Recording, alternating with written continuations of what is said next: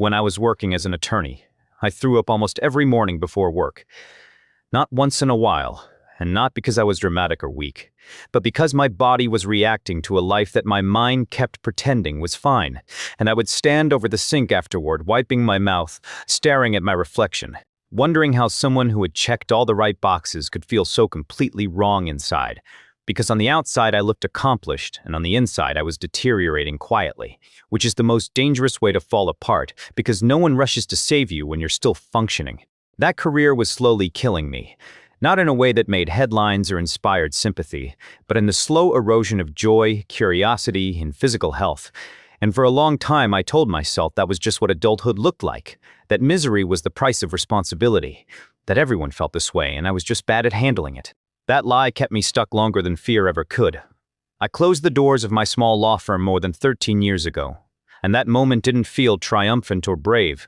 It felt terrifying and shameful, because walking away meant admitting that something I had worked years to build was wrong for me, and we don't like admitting that we can be both hardworking and mistaken at the same time. Today, my life looks unrecognizable compared to that version of me, not because it's perfect, but because it finally feels like mine.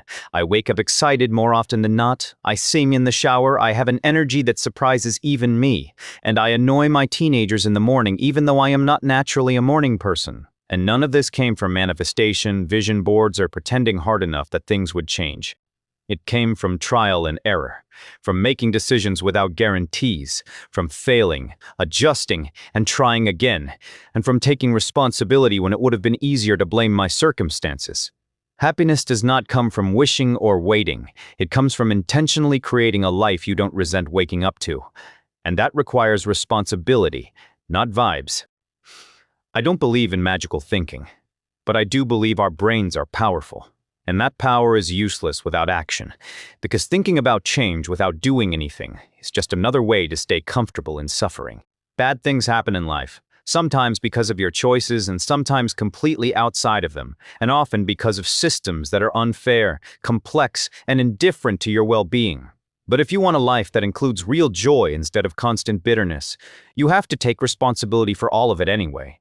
Because what happens to you might not be your fault, but it is always your responsibility to respond to it, and the alternative is to live as a permanent victim of your circumstances, which might feel justified but eventually strips you of your agency and your hope. Taking responsibility does not mean controlling everything, because most of what happens is outside your control, and if you want to be miserable, spend your life trying to micromanage a world that does not care about your plans. But taking responsibility does mean deciding that regardless of what happens, you will focus your energy on solving problems instead of assigning blame. I live with an anxiety disorder, and that is not my fault, but it is my responsibility. And dealing with it has meant therapy, doctors, learning how my nervous system works, and building habits that support my mental health instead of constantly overwhelming myself and then wondering why I can't cope. And one of those habits is taking long daily walks, not because they make me productive or impressive, but because they regulate my body and keep me functional. And that's an uncomfortable truth people don't like hearing. Taking care of yourself often looks boring, repetitive, and invisible to others, not inspirational or aesthetic. Last year, my main source of income, freelance writing, was put under serious threat when I lost 3 clients in 1 week to AI.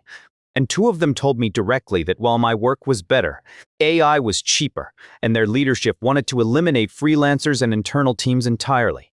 And it would have been easy to frame myself as a helpless casualty of technology and scream about how unfair it all was. But the harder and more useful truth was that I had made myself easy to replace by letting those clients believe all I did was right.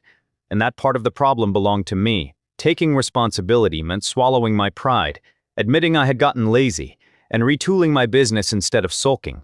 And today freelancing is more profitable and more satisfying than it has ever been, not because I got lucky, but because I adapted instead of collapsing into resentment.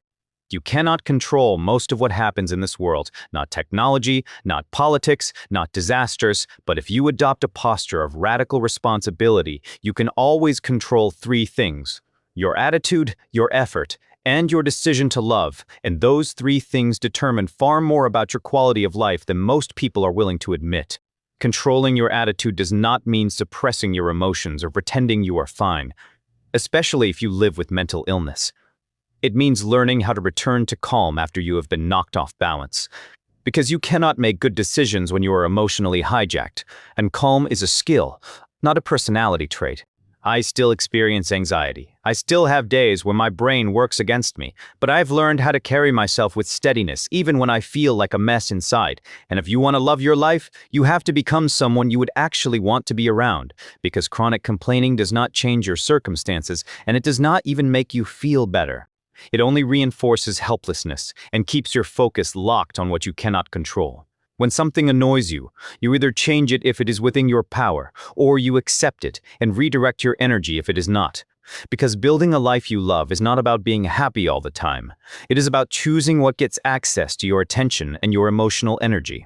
And while it is your responsibility to create your life, you cannot do it alone, because fulfillment requires connection and service, not necessarily romance.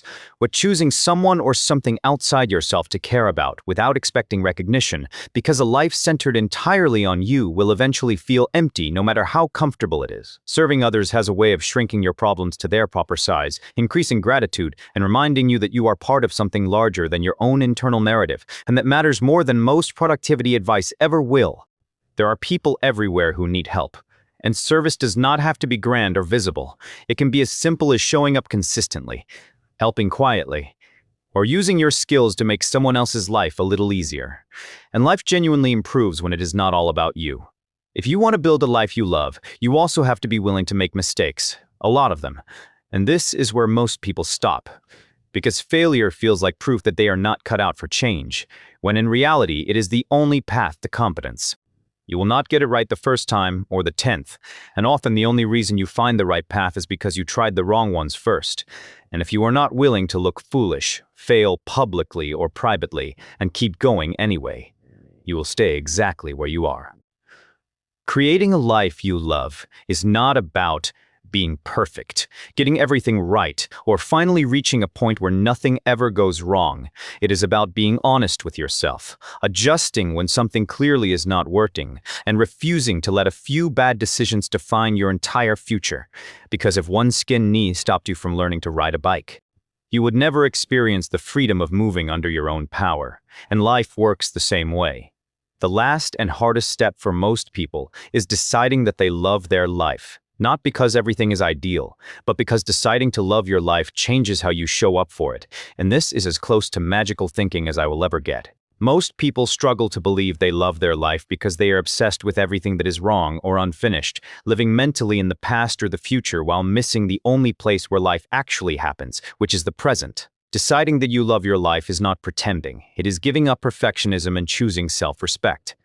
It is acknowledging that you have done the best you could with what you knew at the time and allowing yourself to move forward without carrying constant shame. Even after you build a life that feels good, you will still have bad days. You will still wake up some mornings not feeling it. And sometimes someone will rear-end you because they are looking at their phone. And you get to decide whether those moments are just speed bumps or whether you let them become off-ramps to a life dominated by anger and bitterness. A life you love is not defined by a dream job, a perfect income, or the right relationship. It is defined by who you become in the process of living it. By choosing to be someone who solves problems instead of endlessly complaining, who takes responsibility instead of waiting for rescue, and who keeps building even when it is uncomfortable.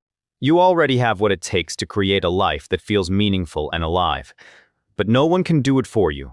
And the only question that actually matters is what you are going to do today. Not tomorrow or someday, to start creating a life that you do not need to escape from.